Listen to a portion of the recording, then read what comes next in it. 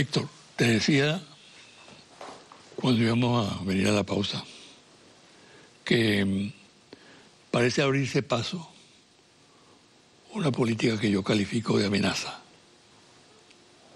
La oposición últimamente ha estado emplazando no solamente al gobierno, sino al país, a las consecuencias que puede tener que no se cumplan determinadas cosas que ellos aspiran.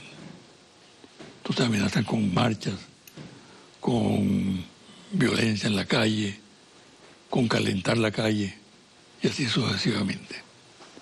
Eso lo hacen a cada momento. ¿A qué obedece esto, según tu punto de vista? Ahora, ¿son solo amenazas o también son respuestas a ese sector violento, a esas redes sociales, a eso que vemos en las marchas de la oposición, que empieza, producto de la misma frustración, producto también de la mentira, del engaño, producto de decir, de prometer a tu elector, si votas por mí se acaban las colas, en 6 meses tumbo este gobierno, voy a la OEA y me van a atender y se va a aplicar la Carta Democrática, o negarle que te estás sentando a dialogar y después aparecer y entrar en un conjunto de contradicciones. Yo creo que se mezclan varias cosas, José Vicente. Una forma arrogante de hacer la política, una forma arrogante de no ver y de no medir y de no entender el resultado electoral con paciencia, con tranquilidad. Quien fue derrotado tiene que administrar su derrota, pero quien gana también. Y no entender que el resultado electoral del 6 de diciembre es un resultado producto muy marcado por una coyuntura económica y creer que es la acumulación de una fuerza histórica te hace arrogante. Yo creo que la oposición, por un lado, ese resultado la hizo arrogante y es lo que le permite elevar el tono y decir en 6 meses tumbo este gobierno. Eso es parte de esa actitud retadora, que coloca términos, que coloca condiciones, de no medir bien el pulso de la correlación de fuerza política. Pero por el otro lado creo que también es producto de que se sienten encerrados por sus propios errores. Yo creo que hay un nivel de frustración en algunos seguidores de la oposición que sienten que sus dirigentes les han mentido, los han engañado, les han generado falsas expectativas y en vez de asumir con responsabilidad, en vez de asumir con una actitud autocrítica ante sus electores, creo que tratan de empujar hacia diciembre, hacia vacaciones, manteniendo un discurso retador y tratando de calmar los ánimos en ese sector de la oposición venezolana. Creo que hay la mezcla de esas dos cosas. Por un lado arrogancia y por el otro lado no saber salir de los errores que han cometido y no asumir autocríticamente los errores. Yo creo que la oposición debería decirle a sus electores, pedirle disculpas. Decirle, sí, cometimos errores al mentirles, al esconderle que nos estábamos sentando a dialogar, cometimos errores al prometer o generar una expectativa sobre la Asamblea Nacional que no se iba a cumplir, cometimos errores al no analizar correctamente el resultado electoral y generar la sensación de que en 6 meses íbamos a tumbar este gobierno, cometimos errores al prometer una marcha hacia un lugar donde no la podíamos realizar y creo que a partir de esa reflexión autocrítica la oposición tiene que empezar a ejercer su liderazgo con mayor responsabilidad por la paz del país, sin menos cálculos políticos, sin poner su juego personal por encima de los intereses del país. ¿Tú no crees que otra interpretación obedece a lo siguiente? A la falta de una política.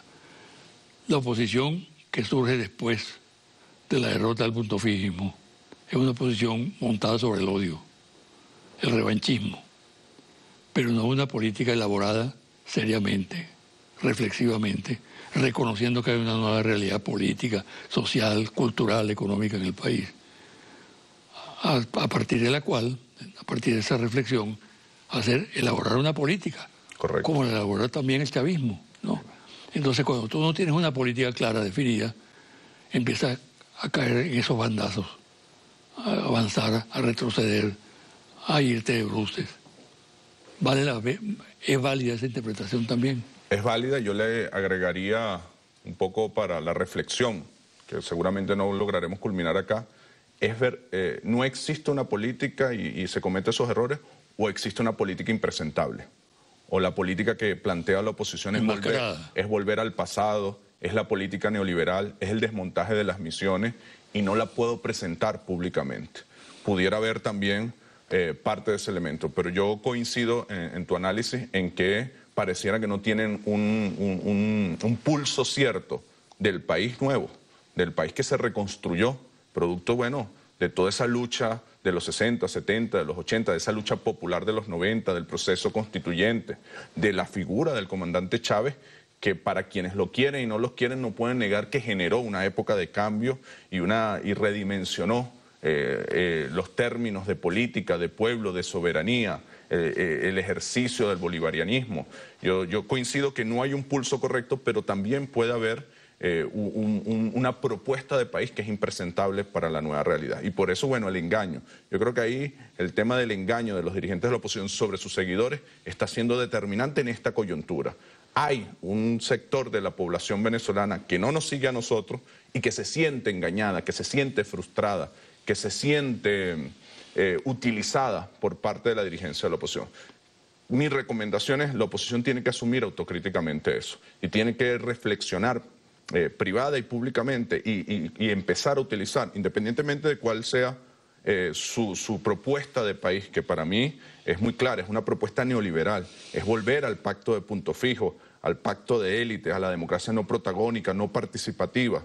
Yo, por ejemplo, aplaudo mucho la actitud que tomó el presidente Nicolás Maduro después del 6 de diciembre, reconociendo una derrota y llamando a una profunda reflexión sobre el papel del Estado, sobre la eficiencia, sobre el ejercicio del liderazgo, un liderazgo menos prepotente, un liderazgo más dialogante con la sociedad. Yo creo que el presidente pudo asimilar bien el mensaje que le estaba dando la sociedad y el pueblo venezolano con ese resultado electoral. Y eso generó inmediatamente un cambio de actitud de los dirigentes de la revolución. Creo que la oposición debería ver en el presidente Nicolás Maduro un ejemplo a seguir de cómo reflexionar sobre los resultados políticos y cuál es el cambio, independientemente que sigan defendiendo su modelo neoliberal, pero para que haya más responsabilidad política con la historia. Cuando tú hablas de liderazgo, vale la pena hacer la siguiente consideración. Existe la impresión en vastos sectores de la opinión pública, e incluso reflejado en encuestas, que el país no percibe un liderazgo consciente, sólido, eficiente en la oposición. Es decir, que hay una crisis de liderazgo en la oposición, que incluso se traduce en desencuentro entre el pueblo opositor y sus líderes, que se manifiesta muchas veces en agresiones verbales e incluso físicas en algunos momentos. Esa falta de liderazgo indudablemente que tiene mucho peso. Correcto. Porque además esa fragilidad de ese liderazgo histórico, y hablo de la historia de la oposición a partir de la victoria electoral de Chávez, ese liderazgo luce debilitado y está provocando la irrupción de tendencias más radicales, que ya se evidencian incluso en las manifestaciones de calle. ¿Cuál es tu opinión? Yo coincido contigo. Yo creo que esas encuestas que tú citas, uno también lo palpa. Creo que hay una ausencia generalizada de liderazgo. Te repito, creo que por los errores que ha cometido la oposición, por el engaño que ha generado y por las falsas expectativas, por un lado. Por el otro lado, creo que este es un pueblo bolivariano, creo que es un pueblo que asimiló la propuesta del comandante Chávez de un Estado social de derecho y de justicia, de un Estado responsable de garantizar servicios públicos para el ejercicio de derechos, y que cualquier propuesta, que es la que plantea la oposición, de desmontaje, como se está haciendo hoy en Brasil, en Argentina, del sistema de misiones o del Estado social de derecho y de justicia, de retroceder en los derechos, no es acompañada por la mayoría del pueblo venezolano. Yo creo que el pueblo venezolano quiere que exista el barrio adentro, que exista la escuela bolivariana, que haya más calidad, más eficiencia y que superemos la emergencia económica que estamos atravesando. Creo que la respuesta que está dando el presidente Nicolás Maduro es acertada. Vamos a salir a proteger los precios petroleros, vamos a levantar una economía alternativa en Venezuela y vamos a administrar de forma más eficiente los recursos que nos están entrando. Es decir, no solamente no hay una visión de país en la oposición, no hay un liderazgo que asuma con responsabilidad, con sinceridad ante sus electores, sino que además no están atendiendo correctamente el pulso de la coyuntura que hay actual. Y eso le hace daño a la política, eso no solamente le hace daño a la oposición, eso hace que el chavismo, la revolución, el presidente Nicolás Maduro le cueste tener interlocutores válidos, interlocutores que sean sinceros, interlocutores que puedan asumir con responsabilidad ante su electorado y puedan liderar efectivamente para administrar, bueno, la divergencia política que existe en el país. Ahora fíjate, esa ambivalencia en el campo de la oposición o la coexistencia de dos políticas que no son compatibles entre sí.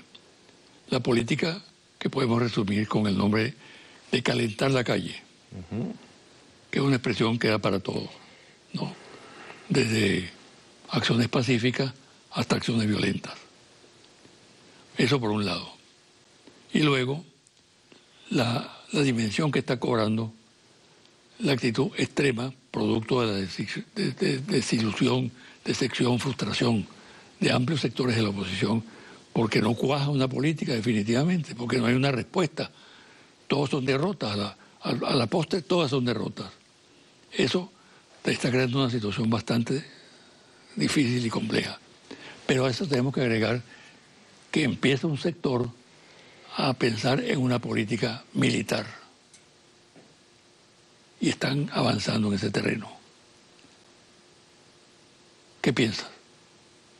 Creo que es la minoría. Creo que es la minoría del país la que odia. Creo que es la minoría del país la que quiere golpe de Estado. Creo que es una minoría del país la que quiere calentar la calle en el sentido de la guarimba. Creo que es natural en una democracia que el chavismo está en la calle. El Partido Socialista Unido de Venezuela ha desarrollado gigantescas movilizaciones en los estados, en sus juventudes, en el Congreso de la Patria, y eso es bien, eso está bien, es natural. Y creo que la oposición también tiene que hacerlo. Creo que el liderazgo de la oposición tiene y debe, desde su visión de sociedad, desde la sinceridad de un proyecto político, salir y movilizar a sus electores. Ese es el camino correcto. Y ahora, creo que ¿cuáles son los grilletes que tiene la oposición que le impiden hacer eso? Un problema en el liderazgo y una lucha por el liderazgo irracional, irresponsable. La creación, una forma de hacer la política mentirosa, engañando a sus electores, y la creación por ellos mismos, porque yo no creo que ese sector que odia sea solo producto de la frustración.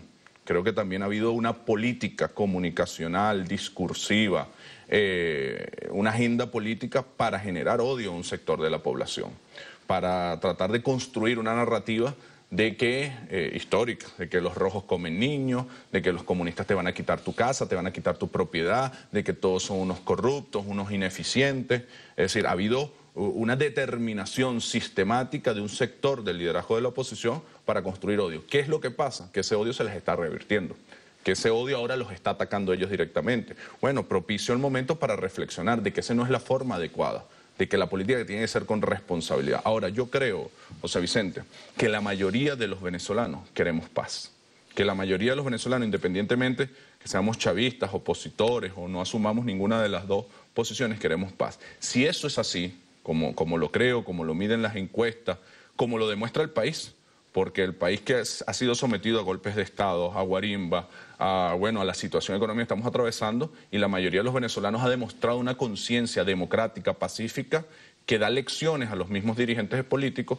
Bueno, es una oportunidad maravillosa para que todos contribuyamos y empujemos. Y si hay un pequeño sector apostando a cualquier aventura militar, o apostando al fascismo, o apostando a la violencia, entre todos logremos aislar esos sectores y lograrlos enmarcar en la democracia, en la Constitución. Eso por una parte. Y por otra parte, creo que el chavismo, si bien con una mano tiene que garantizar la paz del país, tiene que aislar los sectores violentos, golpistas, tampoco se puede quedar solamente haciendo eso, porque además hay un país que tiene que seguir adelante. Yo creo que el chavismo tiene que dedicar la mayoría de su tiempo a los problemas cotidianos de la gente, a resolver el problema económico, a levantar, como está haciendo el presidente Nicolás Maduro, un acuerdo internacional que proteja los precios del petróleo, a levantar una economía. Venezuela es un país muy potente. Yo creo que la agenda de los 15 motores es una narrativa hermosa de lo que debe ser la economía venezolana, en turismo, en industria, en agricultura. Además somos un país mayoritariamente joven. Y además, José Vicente, la juventud más formada en 200 años de historia republicana. No tenemos ninguna excusa para no levantar una nueva economía. No fue que se vinieron abajo los precios del petróleo en un desierto. Se vinieron abajo los precios del petróleo en un país muy potente y con un pueblo que tiene ganas, que tenemos que construir seguridad. Yo creo que esa debe ser el centro de la agenda. Una parte indiscutiblemente que ha sido el centro de este diálogo, de este debate, cómo construimos, cómo garantizamos la paz, cómo garantizamos que los violentos no se impongan, pero otra gran parte de nuestro esfuerzo político, de nuestro esfuerzo cotidiano, es cómo hacemos realidad el proyecto de Bolívar y de Chávez, de construir una sociedad donde todas y todos vivamos con dignidad, de construir una sociedad que sea productiva, de construir una sociedad que sea segura. Y en eso estoy seguro que también coincidimos la mayoría de los venezolanos y las venezolanas. Fíjate, en ese marco, en esa situación que tú describes, ¿qué incidencia tiene la situación en el exterior? La ofensiva brutal que hay contra el país, mediática y de todo tipo, de concertación incluso de jefes de Estado y ex jefes de Estado, dándole consejo a Venezuela e inmiscuyéndose en la política interna. Y ahora un dato fresquecito, de gran importancia. ¿Qué significa la elección de Donald Trump como presidente de los Estados Unidos en las actuales circunstancias? Para que seamos justos también con los pueblos, creo que el escenario internacional, así como tiene por un lado el intento de intervención y de presiones de medios, de poderes económicos, de algunos jefes de Estado, también está acompañado de la solidaridad hermosa de muchos jefes de Estado, de pueblos, de movimientos. Pero lo que más se siente aquí es lo que hace el adversario. Sí, pero bueno, solo por un ejercicio de justicia. Por el control mediático que hay, ¿no? De justicia histórica, porque además eso se ha podido confrontar por la conciencia y la organización de un pueblo y también por la solidaridad de los pueblos mundiales, del Caribe, de África. Una solidaridad histórica por todo el ejercicio de la lucha bolivariana, pero también reconstruida por la solidaridad en la política internacional del comandante Chávez, que tú acompañaste como canciller, ¿no? Yo creo el fenómeno Trump. El fenómeno Trump. Yo creo primero que el escenario mundial está en una antítesis a la tesis de Fukuyama. Creo que no se acabó la historia, creo que hay un fenómeno ahorita de repensar cómo se reorganiza la geopolítica mundial. Creo que hay un debate entre si es a través de un solo centro de poder o son distintos bloques de poder. Y bueno, eso está en el resurgimiento de China, de Rusia. Creo que la intervención en Libia afectó mucho el proceso de reconstrucción de la unidad africana. Creo que la Unión Europea está muy golpeada en este momento y creo que el fenómeno Trump también es parte de eso. Ahí creo que tenemos que actuar con prudencia en estos momentos y ver cómo se desarrollan los acontecimientos. ¿Qué va a hacer Estados Unidos? ¿De verdad Trump se va a concentrar solamente en reconstruir toda la capacidad de trabajo del pueblo norteamericano? ¿Cuál va a ser su agenda internacional? La tendremos que ver con prudencia y con mucha inteligencia. Te pregunto. Y no caer en las tentaciones. Lo que sí creo es que... Te pregunto, perdona, ¿seguirá Trump en la misma línea de Obama de considerar a Venezuela una amenaza para Estados Unidos? Creo que es una incógnita. Creo que sería atrevido responderlo desde ahorita. Creo que tendremos que ver cómo se desarrollan los acontecimientos. Ahora, lo que es indiscutible es que nuestra visión antiimperialista, nuestra visión de construcción de una América Latina unida, nuestra visión del mundo de equilibrios de ejes de poder es la ruta correcta. Y creo que el mundo está en un momento donde se está debatiendo si nos guiamos por la doctrina Monroe o nos guiamos por la doctrina bolivariana. Si construimos un mundo de distintos ejes y equilibrios en los ejes de poder o todos se alinean a un solo eje. Creo que alinearse a un solo eje ha demostrado que no garantiza la paz del planeta Tierra y creo que nosotros tenemos que apostar y tenemos mucha responsabilidad en el Caribe, en América Latina y con Estados Unidos lo que hemos planteado siempre, tener unas relaciones de respeto. Nosotros no pretendemos intervenir en las situaciones internas de Estados Unidos, pero no vamos a permitir que ninguna potencia extranjera intervenga en las situaciones internas de Venezuela. Una opinión tuya sobre el particular. Se observa una reactivación del chavismo en la calle. Correcto. Y por contraste, una desactivación de la oposición en la calle. ¿A dónde puede conducir este fenómeno? Esto que está ocurriendo, pues, que uno lo capta a través de los medios, de las conversaciones con gente que conoce de la política. Mi percepción personal es que hay dos factores determinantes que descolocaron al chavismo en un momento. Uno, la ausencia física del comandante Chávez. Y dos, la baja repentina y contundente de los precios petroleros. Y eso trajo como consecuencia el resultado del 6 de diciembre. Ahora, a partir de ahí, de los aciertos del chavismo, de los errores de la oposición, el chavismo empieza a recomponerse. Y va a traer como consecuencia, como cuando un río se desborda y vuelve a su cauce, que Venezuela va a volver a su cauce, que el chavismo, por el camino que va a recuperar, como creo yo que está recuperando, su impulso originario. Yo creo que algunos dicen que esta década fue la década de los latinoamericanos. Yo creo que este va a ser el siglo de los bolivarianos. Creo que nos tenemos que sentir muy orgullosos de lo que hemos logrado, de tener 3 millones de pensionados, 1 millón de familias en viviendas dignas, 10 millones de estudiantes, pero no es satisfecho, no es suficiente. Nosotros no podemos descansar, José Vicente, hasta que la última familia viva en una vivienda digna, hasta que el último abuelito tenga una pensión, hasta que el último niño estudie en una escuela de tiempo completo de calidad. Y para eso es determinante tener el poder político. Yo creo que este resurgir, este renacer del chavismo en la calle, lo que va a traer como consecuencia es que vamos a mantener el poder político y ese poder político va a estar al servicio del proyecto de Bolívar y de Chávez, que es construir la sociedad más feliz, más estable y más segura que planteaba Bolívar en el discurso de Angostura. ¿No eres muy optimista? No, no soy muy optimista, soy un soñador que lucha todos los días por hacer los sueños realidad. Bueno, muchas gracias. Gracias a ti. Y mucha suerte. Igual. Una pausa y a regresar a los confidenciales.